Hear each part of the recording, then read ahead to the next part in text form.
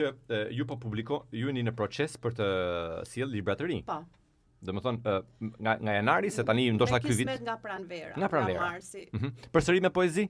Një poezi dhe një prozë. Një poezi dhe një prozë. Dhe proza. Kam prozës këtë herë. Cilat janë dy emocionet që t'jep qoftë proza apo qoftë poezia?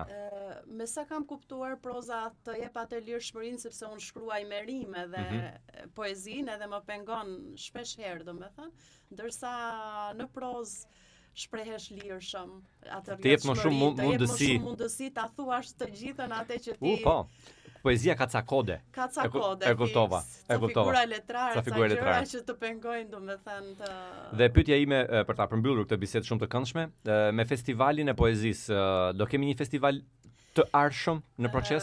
Si e shikon? Patjetër që do kemi, do vazhdoj domethënë vitin tjetër, shpresoj që ta bëjmë akoma dhe më të madh, nga kombëtar ta bëjmë ndërkombëtar. Ndërkombëtar, do ishte bukur fakt. Po, patjetër, shpresoj shumë që të kem mbështetje. Unë të falenderoj shumë që sot ishe me ne. Të falenderoj unë ty për bisedën e këndshme. Neve patëm kënaqësinë të dashur dëgjues me Adelina Palin të flasim pikërisht për poezin, për detin, Kreta. Po.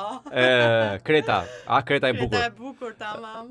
Verën që vjen besoj do jesh se s'bën në Kreta. Të ikim të katër kështu të gjithë si jeni. Do ishte kënaqësi.